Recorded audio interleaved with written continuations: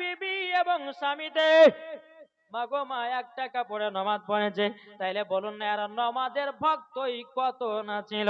আমাদের ঘরের মা বোনদের হাজার কাপড় থাকতে বাবাদের জোহর পড়তে আসন নাই, আসর পড়ছে মাগরিবি নাই, মাগরিব পড়ছে বাবা এসা নাই, এসা অথচ বাবা ফজর নাই। বাবা যে মুসলমান এই তো আমরা নামাজি, কিন্তু মা গো নারী যদি হতে হয় হযরতে রাবিয়া বসির মতো হও, নারী যদি হতে হয় হযরতে আসিয়ার মতো হও, নারী যদি হতে হয় ওগো মা জননীরা হযরতে মারিয়মের মতো হন, নারী যদি হতে হয় খাতুনে জান্নাতের মতো নারী হন।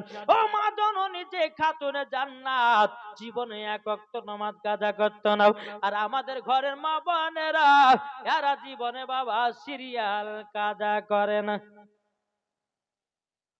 ঠিক না? যখন আমার নবী বলল আব্দুল্লাহ আনসারী তুমিও জান্নাতি, তোমার বিবিও জান্নাতি, আমার নবী মুস্তাফা আব্দুল্লাহ আনসারী বাড়ি থেকে বেরাবে, বাবা যে আমার নবী বলছে আব্দুল্লাহ আনসারী আমার সাথে সাথে চলো মসজিদে নববীতে। আমার নবী চলছেন আগে আগে, আব্দুল্লাহ আনসারী চলে পেছনে পেছনে। বাবাজি মুসলমান, আমার নবী চলছেন আগে আগে, আব্দুল্লাহ আনসারী চলছে বাবা পেছনে পেছনে।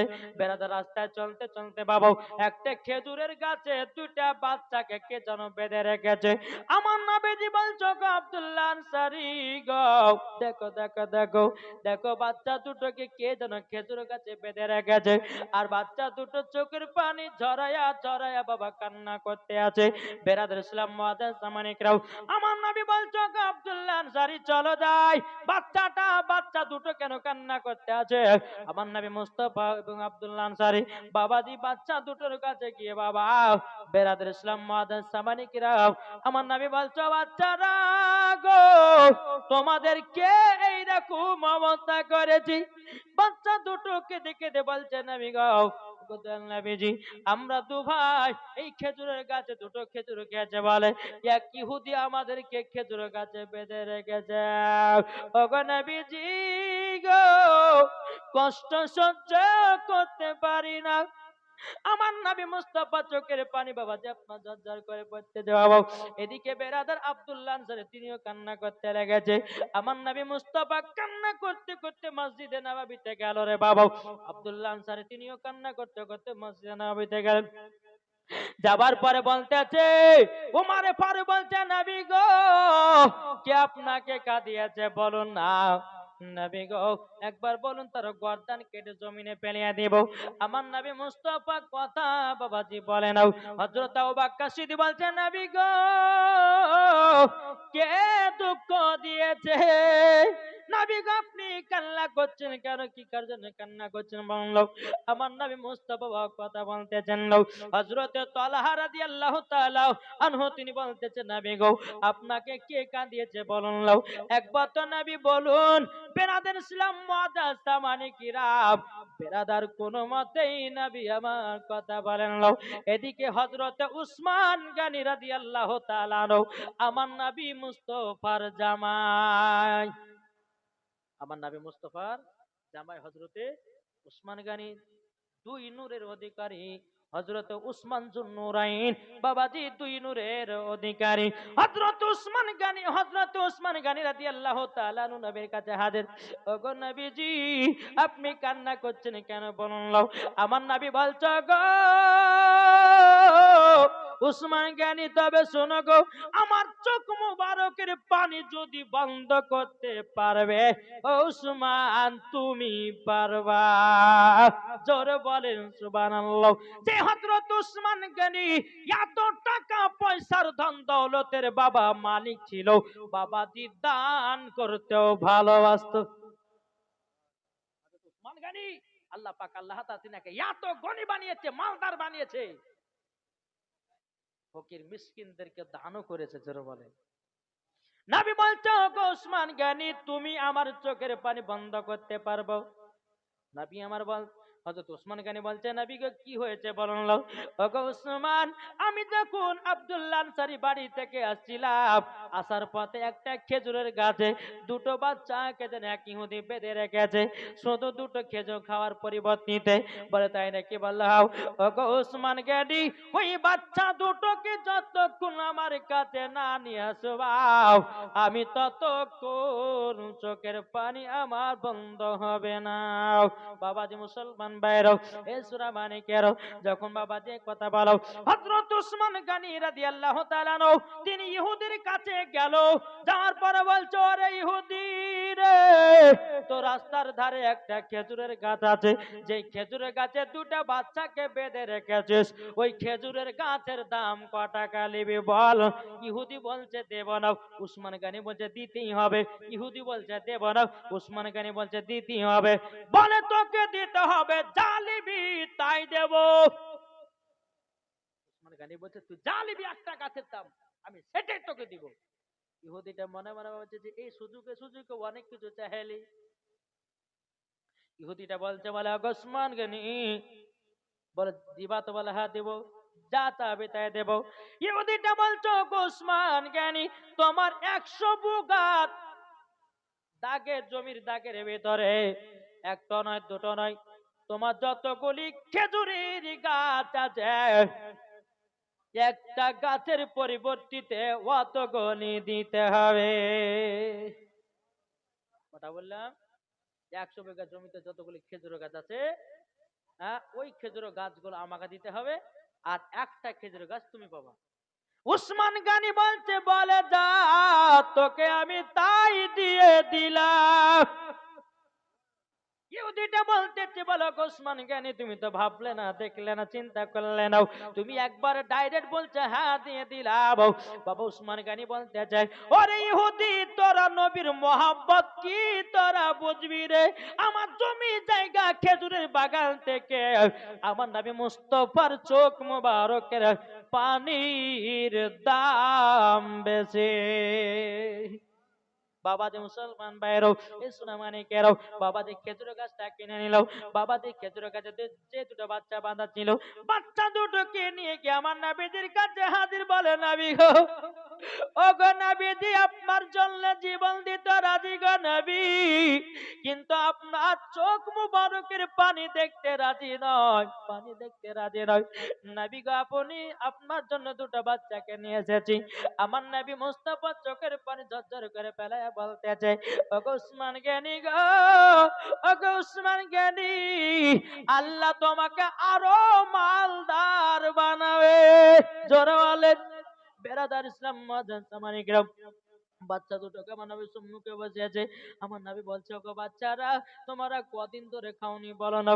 বাচ্চা দুটো বলছে, নবী গো, ওগো নবীজি, আমরা 7 দিন পর্যন্ত খাই না।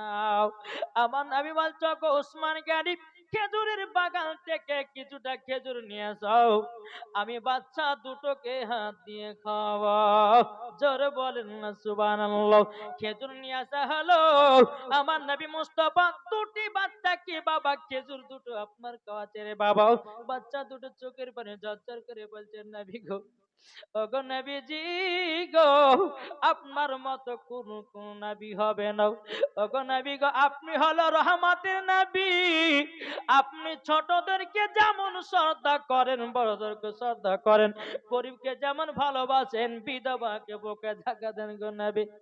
ওগো নবীজি গো, আপনার হাত মুবারকে খেজুর খেয়ে নবী গো আমাদের খিদা মরে গেছে। বাবাজি মুসলমান ভাইরাও, এ সোনামানিকেরাও, যখন বাবাজি কথা বলো, বলার পরে আমার নবী মুস্তাফা বাচ্চা দুটোকে বলছে, বাচ্চারা বলো তোমার আব্বার নাম কি? বাবা আব্বার নাম যখনই বলতে লেগেছে, বলো তোমার আব্বার নামটা কি বলো। বাচ্চা দুটো বলছে, নবী গো, গো আমার আব্বা যার নাম আমরা বলতে পারবো না। আমার নবী বলছে বাচ্চা তোমাদেরকে বলতে হবে তোমার আব্বার নাম কি, বলো না বলো না। এ বাচ্চারা বলো। বাচ্চা দুটো লজ্জাতে বাবা বলে না। আমার নবী বলছে বাচ্চারা বলো তোমার আব্বার নাম কি বলো। বাচ্চা দুটো চোখের পানি ঝরাইয়া ঝরাইয়া বলছে নবী গো আমার আব্বার নাম হলো হযরত আব্দুল্লাহ আনসারী। আব্দুল্লাহ আনসারী চোখের পানি ঝরাইয়া বাবা কান্না করতে লেগেছে রে বাবা। ওগো দয়াল নবীজি আমি বাচ্চাগুলোকে আমি কষ্ট দিয়েছি গো নবী। ওগো নবীজি আমাকে বেয়াদবি মাফ করে দেবেন। আমার নবী বলছে গো আব্দুল্লাহ আনসারী বাচ্চা দুটোকে তুমি কেন বাড়ি থেকে চলে যেতে বলেছিলে, বাড়িতে কেন জায়গা দাওনি? হযরত আব্দুল্লাহ আনসারী বলছে নবী গো আপনি মসজিদে নববীতে একদিন বলেছিলেন আসসালাতু মিফতাহুল জান্নাহ, নামাজ হলো জান্নাতের চাবি। ওগো দয়াল নবীজি আমি সেই দিন আমি বাড়িতে বিবিকে এসে বললাম বিবি গো ওগো বিবি আমরা স্বামী স্ত্রী যেন 5 ওয়াক্ত নামাজ পড়বো। তখন বললাম বিবি গো আমি তো এত গরিব একটা কাপড় ছাড়া আমাদের হাত দ্বিতীয় কাপড় নাই, আমাদের বাড়িতে দুটো বেটাই আছে, আমরা স্বামী স্ত্রী ঘরের ভিতরে কেমন অবস্থা থাকবো না থাকবো, তারই জন্য বেটা দুটোকে বাড়ি থেকে আমরা চলে যেতে বলেছিলাম।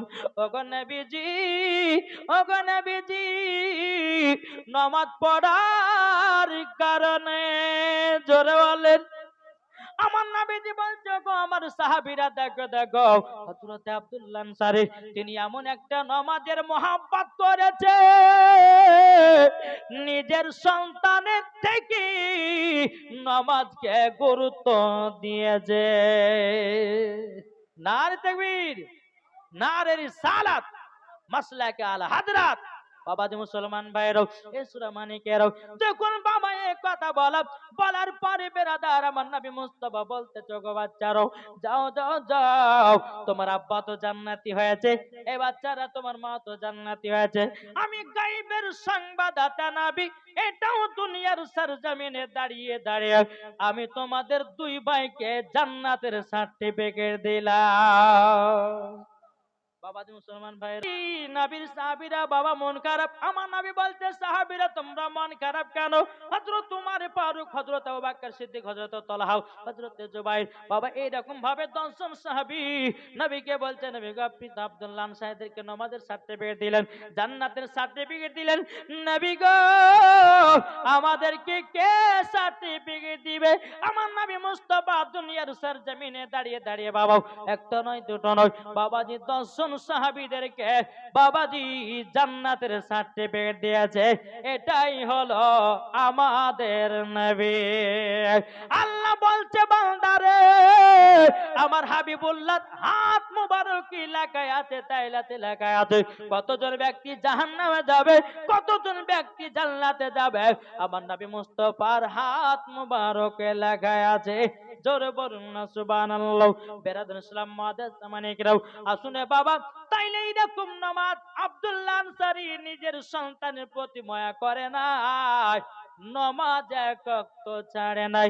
আমরা মুসলমান ও ভাই গো তোমাদের বেটা বেটিদেরকে নামাজের কথা বলো, যদি নামাজের পড়ার কথা বলতে চাও আমার নবীজি বলেছে বাচ্চার বয়স যখন 7 বছর হবে তাকে নামাজের ট্রেনিং দেওয়া করো, বাচ্চা যখন 12 বছর হবে নামাজ যদি না পড়ে তাকে পিটিয়ে পিটিয়ে মসজিদে নিয়ে যাও।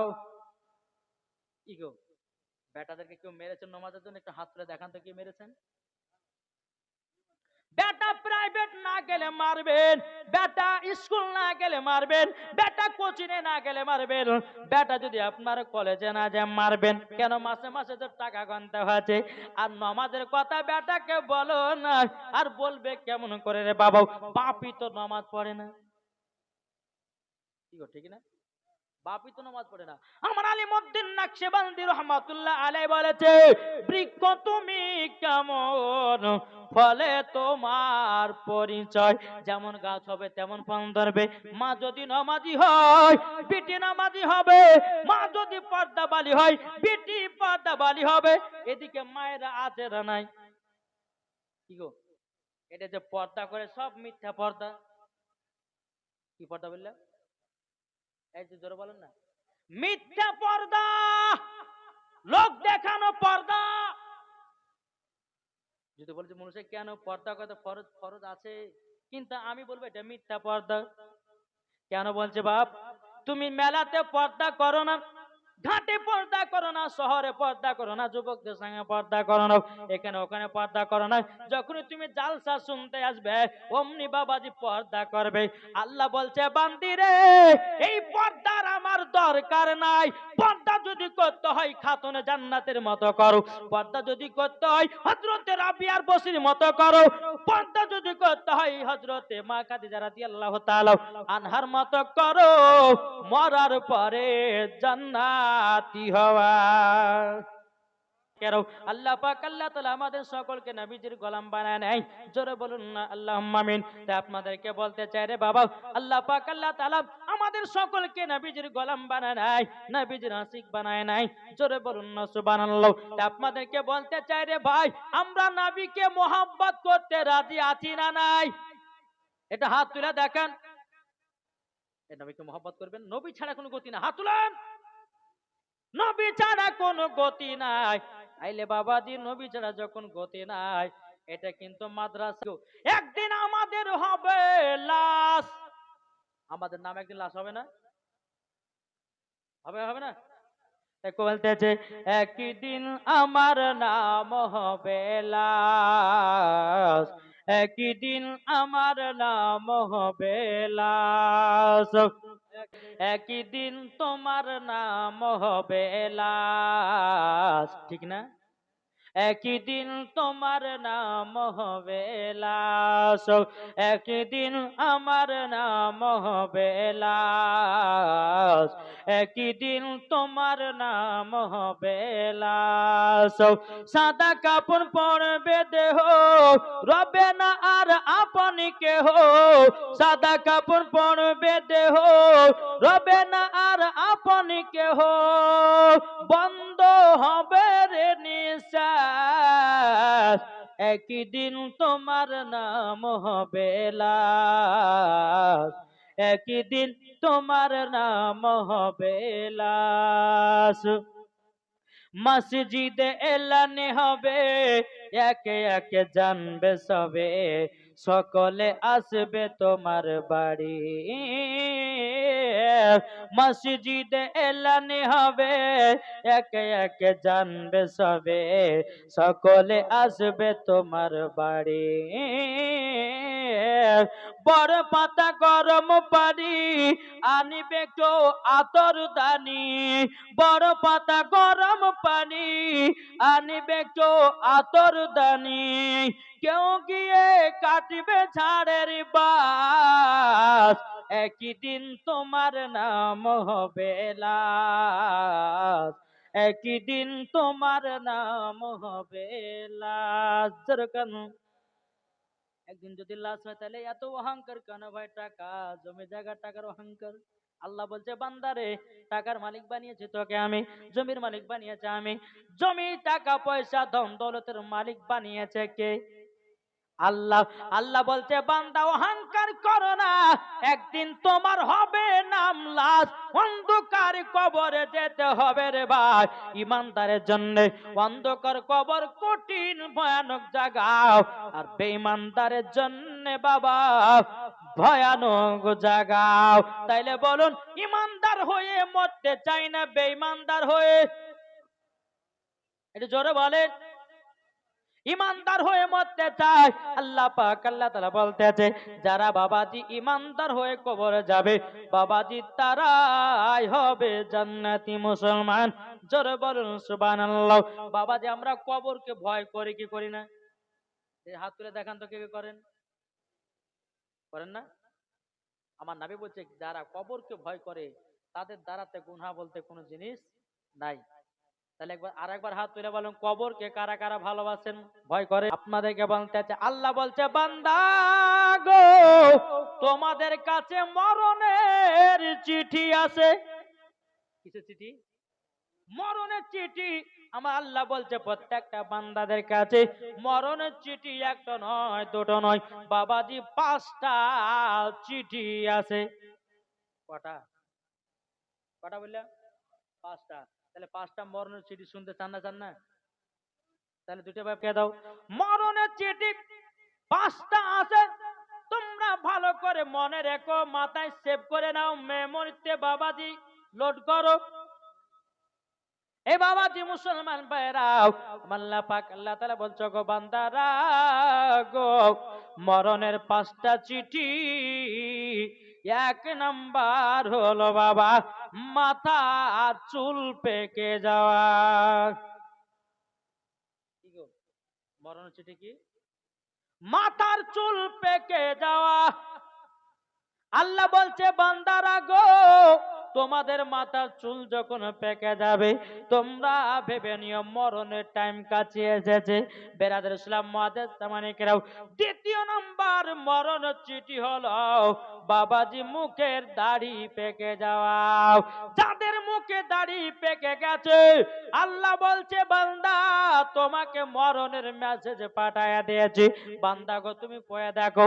আল্লাহ বলছে বান্দা তোমার মুখে দাঁড়িয়ে পেকে গেল, তুমি কি নামাজ পড়বে না, তুমি কি রোজা করবে না, তুমি কি হজ করবে না, তুমি কি যাকাত দেবে না, তুমি কি দান খয়রাত করবে না, তুমি কি নবীকে মোহাব্বত করবে না? ও বান্দা জলদি করে রেডি হও। বেরাদান ইসলাম মুআজ্জাজ সামানিকেরাও, তাইলে বাবাজি মরণের চিঠি কটা আপনাদেরকে বললাম? দুটো বললাম। বেরাদার ইসলাম মুআজ্জাজ সামানিকেরাও, আমার আল্লাহ বলছে বান্দা মরণের চিঠি 3 নাম্বার হলো বাবাজি দাঁত খুলে যাওয়া। কি খুলে যাওয়া? দাঁত, ঠিক না বাবাজি মুসলমান? 3 নাম্বার হলো। 4 নাম্বার হলো বাবাজি আল্লাহ পাক আল্লাহ তাআলা বলছে গো বান্দারা, মরণের চিঠি 4 নাম্বার হলো চোখের জ্যোতি কমে যাওয়া। 4 নাম্বার কি বললাম? চোখের জ্যোতি। যাদের বয়স হয়ে যায় বাবাজি, যদি 10 হাত দূরে যদি কেউ থাকে তো চিনতে পারা যায় না, পারা যায়? অনেকে মানুষ টাকা গুনতে গুনতে হাগো এটা 500 না 1000 টাকার নোট, ঠিক না? চোখের জ্যোতি কমে গেছে। আরে চোখ থাকতে চোখের মর্ম বোঝো, দাঁত থাকিতে তোমার দাঁতের মর্ম দিও রে। যেদিন তোমার মরণ হবে, যেদিন তোমার মরণ হবে, যেতে হবে কবরে, অন্ধকার কবরে যেতে হবে, চলো মুসলমান, ঠিক কিনা? তাই বাবাজি মুসলমান 4 নাম্বার হলো বাবাজি মরণের চিঠি হলো বেরাদার চোখের জ্যোতি কমে যাও। 5 নাম্বার হলো আল্লাহ পাক আল্লাহ তাআলা বলছে বান্দারো, 5 নাম্বার মরণের চিঠি হলো বিছানগত হয়ে যাওয়া, তোমার রুজি খাওয়া বন্ধ হয়ে যাওয়া, তুমি নিঃশ্বাস নিতে পারছো না, হাতে কাজ করে না, পায়ে কাজ করে না, হাতে কাজ করে না, মুখে বলতে পারেন না। আমার আল্লাহ বলছে বান্দারে ওইটাই তোমার 5 নাম্বার মরণের চিঠি। মরণের চিঠি দেখবেন বাবা যখন বিছানগত হয়ে যাবেন, যখন বাবাজি বিছানগত হয়ে যাবেন, আল্লাহ বলছে বান্দারে তোর রুজি কমিয়ে দিয়েছি, তোর সামনে মাছ আছে, ডিম আছে, কত রকমের সুন্দর সুন্দর খাবার খেতে পারছো না, তার মানে বুঝে নিও তোমার আল্লাহ রুজি বন্ধ করে দিয়েছে। তাইলে বুঝে নিবা তোমার যদি রুজি বন্ধ হয়ে যাবে, তোমার যখন হাত পায়ে ওটা বন্ধ হয়ে যাবে, তুমি ভেবে নিও তোমার 5 নাম্বার মরণ চিঠি আর দুনিয়াতে বাঁচার আশায় নয়। আল্লাহ বলছে বান্দারে সবাইকে একদিন কবরে যেতে হবে, ঠিক না? সবাইকে একদিন অন্ধকারে কবর যেতে হবে রে বাবা। আজ আমরা মুসলমান বেরাদার 100 বছর হায়াত পেয়েছি রে বাবা। কে বাবাজি 100 বছরের মধ্যে একদিনে মারা যায়, 1 সেকেন্ডে মারা যায়, কে বাবাজি 2 সেকেন্ডে মারা যায়, কে বাবা 3 সেকেন্ডে মারা যায়। বাবাজি আমাদের হায়াত হয়তো 100 বছর, 100 বছর হায়াত পেয়ে বাবা কত রকমের মাদাঙ্গা লাগাতেছে বাবাজি মুসলমান ভাইরাও, কত রকমের আমরা খারাপ ব্যবহার করতেছে রে বাবা। রক্তর গরম, আল্লাহ বলছে বান্দারে তোর রক্তর গরম সারা সারা জীবন থাকবে না, টাকার গরম সারা জীবন থাকবে না, জমির গরম সারা জীবন থাকবে না। আল্লাহ বলতেছে 100 বছর হায়াত দিয়েছি, কবরে তোকে একদিন যেতে হবে। হযরত সুলাইমান আলাইহিস সালাম তিনি দুনিয়াতে হায়াত পেয়েছিল বাবা 1000 বছর। কত বললাম? 1000 হায়াত পেয়েছিলেন। কিন্তু বাবা হযরত সুলাইমান আলাইহিস সালাম তিনি এত ধন দৌলতের মালিক ছিলেন, টাকা পয়সার মালিক ছিলেন, তবুও কিন্তু হযরত সুলাইমান আলাইহিস সালাম তিনি রাজপ্রাসাদ বানান নাই। ছোট্ট একটা কুটিরে ঘরে বসে বসে আল্লাহর ইবাদত করত। এই আল্লাহর ইবাদত করতে করতে মালাকুল মাউত চলে আসলো। যাক সুলাইমান আলাইহিস সালাম, আল্লাহ তোমাকে এত টাকা পয়সা ধন দৌলত দিয়েছে, তুমি রাজপ্রাসাদে না থেকে এই ছোট্ট কুড়ঘর থেকে কি করতে চাও? হযরত সুলাইমান আলাইহিস সালাম বলেছিলেন, ওগো মালাকুল মাউত, আমি তো এটা জানি একদিন আমার মরণ হবে, আমার রাজপ্রাসাদ নিয়ে কি হবে? আমি ওই মরণের অপেক্ষায় আছি, তারই জন্য রাজপ্রাসাদ বানাই নাও। হযরত সুলাইমান আলাইহিস সালাম 1000 বছর বাবা যে আপনার হায়াত পেয়েছিল, তাইলে আপনি বলুন না 1000 হায়াত পাওয়ার পরে বাড়ি ঘর জমি জায়গা কিছু বাবা করলো না, রাজপ্রাসাদ করলো না, বাবাজি মরণের কথা ভেবেছে। আর আমরা 100 বছর হায়াত পাওয়ার পরে বাবাজি মরণের কথা চিন্তা করতে পারি না, তাহলে আমরা কেমন বাবা মুসলমান হলাম? মহিলাদের দিয়েছে 500 করে হাদাত। আল্লাহ গো ওই মা বোনদেরকে মা ফাতেমার মতো নারী বানায় নিও। জোরে বলুন না আল্লাহুম্মা আমিন। বেরাদার ইসলাম মাদাস সামানে কেরাও, আল্লাহ পাক আল্লাহ তাআলা বলছো গো বান্দারা, তোমরা মরণের কথা চিন্তা করো, মরণটা সবাইকে একদিন পেতে হবে। যত বড় যেই বাদশা হোক না কেন, এমএলএ হোক না কেন, মুখ্যমন্ত্রী হোক না কারো, বাবাজি প্রধানমন্ত্রী হোক না কেন, সবাইকে একদিন অন্ধকার কবর যেতে হবে। তুমি এখন 5 তলায় ঘুমাচ্ছ, 10 তলায় ঘুমাচ্ছ, তোমার আসল বাড়ি হবে কবর। 5 তলা 10 তলা বাড়ি রেখে দিয়ে আপনাকে অন্ধকারে কবর রাখবে। তাইলে বাবাজি দুনিয়ার বাড়ি পাকা করে লাভ নয়, দুনিয়ার বাড়ি পাকা করে লাভ নাই। যে কবরে সারা জীবন থাকতে হবে, ওই কবরটা পাকা করো, কবরে শান্তি পাওয়া যাবে।